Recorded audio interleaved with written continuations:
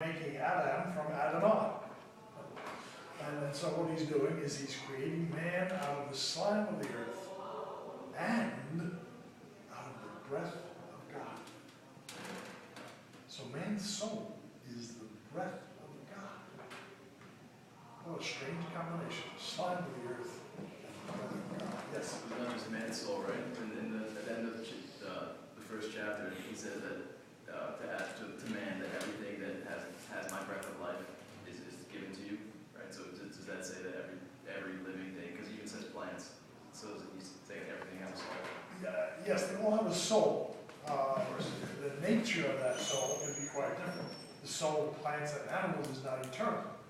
And so you have a distinct that, but in medieval scholastic philosophy, they refer to the souls of plants, the souls of animals, but they're kind of physical souls. They're the kind of thing that the Greek culture used to say that the soul is physical, therefore it's not eternal. And scholastic philosophy would agree with regard to animals and plants. But with regard to man, man is the breath of God, and therefore is eternal. Yes. Is saying that man is created from the slime of the earth and the breath of God, like that disparagement of the body, is that analogous to the Greek thought? No, it's not a disparagement. It's just a statement of how strange and odd coupling this is of putting together the slime of the earth and the breath of God. It's very strange. Now, there's one other statement of it in chapter 1. We need to get the pair of this. What's that? What's the one? Where in chapter 1 do they refer to the origin of the soul? Yes? In the very beginning of the chapter, it says the Spirit of God is moving the waters. Yes, but that's not the creation of the soul. That's the Spirit of God. And the Spirit there is a hard word to translate. In Hebrew and in Greek, you have the same word indicates spirit and wind. Okay? So some Hebrew translations will translate it as wind, some other translations will translate it as spirit, and it depends on what your interpretation is. Translation is interpretation, and that's a good indication of how it would. What do you think? Is the Holy Spirit doing that? Well, the Hebrews have no belief in the Holy Spirit. Okay? They refer to Spirit, but they don't have a Trinity. Okay? There's no Trinity in Hebrew theology. So most people prefer, in that case, the translation of the wind. No, but that's not right. Where is the soul? Where is the soul created in chapter 1? Line 27, so God created man in his own image. Yes. Okay, so what I'm trying to do is put together these two different statements about the origin of the soul so we can get at its nature. And what we see here, the quote goes like this.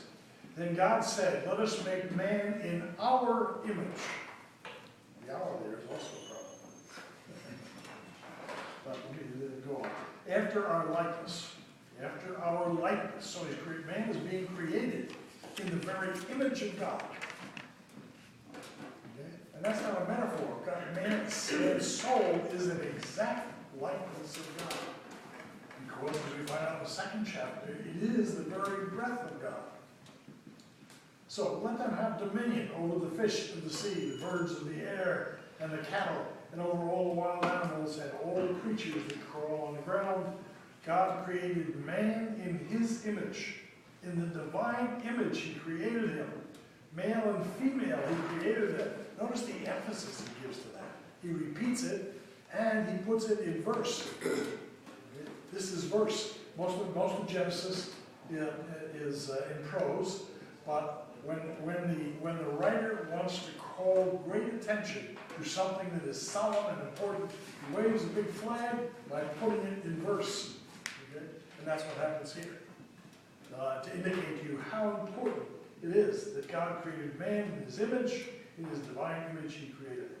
Okay, so what we see from Genesis here that is very important is we have two different statements about the nature of the soul. One is that it is an exact likeness of God, and the other is that it is the breath of God and is therefore eternal. Now that's the notion of the origin of the soul as derived from theology. Augustine, and I'm going to say Augustine, of course, was the beginning of the Middle Ages. And scholastic philosophy, which often drew on Augustine, put forth a lot of arguments from reason, arguments from philosophy. Okay, so here you have Revelation describing what the nature of the soul is, and then you get Thomas and others creating arguments. One of these arguments that St. Augustine mounts is for the immateriality of the soul derived from reason. Each person, he argues, experiences himself within himself as his own set of experiences. And this is the center of his being, you feel it. But no one defines the body or the bodily organ like the brain to constitute the innermost center of himself. Now, this statement of Augustine is radically opposed today by neuroscientists. Okay? They would make the brain the center of the being, and that there is no such thing as the soul. Okay? But Augustine argues that no, that's independent, and there's no one bodily organ that does it.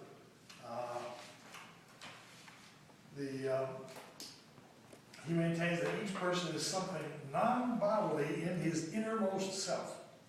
The inner world each person knows does not take up any space. His other argument relates to space. For example, he argues that the anguish, the pride, the vanity that I feel do not occupy any space. And matter always takes up space. So the human person must have something in himself, as it takes up no space, that has no matter in it. Okay? So he's creating these arguments for the existence of the soul out of reason or philosophy. And also he says we can act in our body in such a way that the soul governs the body. The soul is its own substance and not a part of the body, but capable of its own activities, such as rational understanding and free will, free choosing. So he starts off trying to specify what Thomas will later make even more particular. What are the functions of the soul? And he says one of the functions of the soul is rational understanding. Now, Thomas will define that more specifically, and I'll go over that a little later. And free will. And these are the higher functions of the intellect. And the free will acts that belong not to the body, not to the body-soul composite, but to the soul alone. These are things that he attributes as the functions of the soul. And these then lead to the immortality of the soul. Now, St. Augustine originally had proposed that the soul was transmitted by procreation. But the church did not accept that, argued against it, and the church, of course, now holds that every soul is created directly by God. Okay? And the human soul is an entirely spiritual substance. So its activities can go far beyond the possibilities of matter. And therefore matter cannot be its origin. Dr. Burke, yeah. can we go back for a second? And Sure. I'm curious if you have a sense of, like, if Augustine were to meet a neuroscientist, and Augustine were to say, well, vanity, pride, love, etc., that these things don't have matter, and therefore they must be immaterial in their nature. What kind of conversation would take place? Because a neuroscientist would probably say, well, those things are electrical activity in the brain, and we do know that there is matter there. It's just invisible to the naked eye. But if you use sufficiently sophisticated technology, you can, in fact, observe matter at a really kind of almost invisible level, not quite invisible. Yes, well, what happens is that Thomas comes along and he describes different levels of functions. Okay? Let me turn to that here. Thomas was not happy with Augustine's way of handling this, and so he wanted to define it more specifically, and he does. He says that you need to distinguish three different levels of functions. And this argument is really where the argument between the neuroscientists and the theologians and philosophers come together. First, Thomas says, first there is a lower level, which is the sense level, the lowest region where man shares the same things physically with animals, such as what the senses detect, bodily pain, growth, sensation, sadness, all those things they have in common with animals, and that's the lowest level. Then he says there's a second level of functions in the soul. And this second level is emotion, conjugal love, appreciation of beauty. And these are matters that belong to the brain as elevated by the spirit. Okay. One of the functions Thomas points out is that the soul elevates things from the body. That the body must get its knowledge initially from sense knowledge, but then it builds on that. Okay. It builds on that something that goes beyond sense knowledge. And then the third level, and here's where Thomas argues that the highest level of phenomena, which he argues is abstract thought, mathematical reasoning, and metaphysical thought, the acts of free will, and the acts of conscience are all acts of the soul.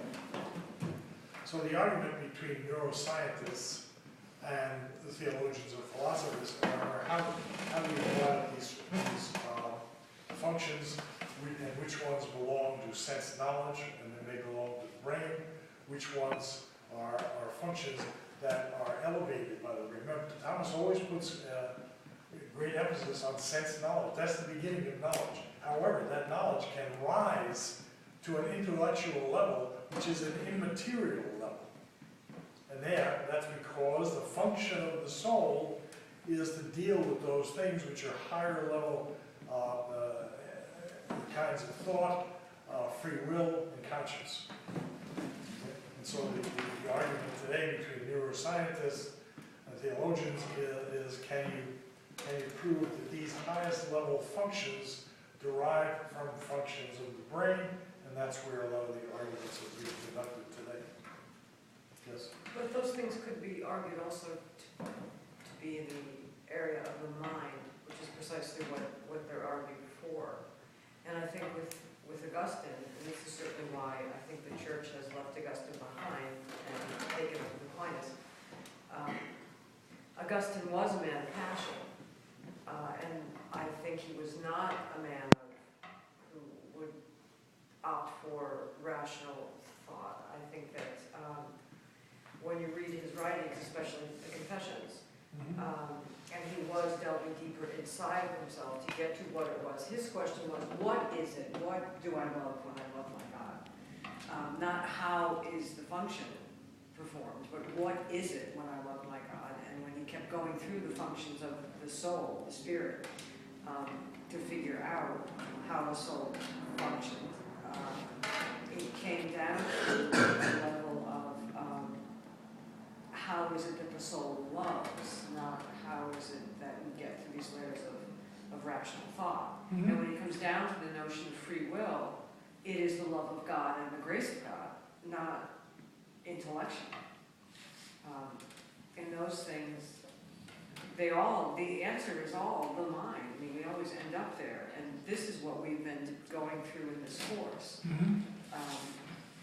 Mind, soul. And I think that this is the question that we struggle with.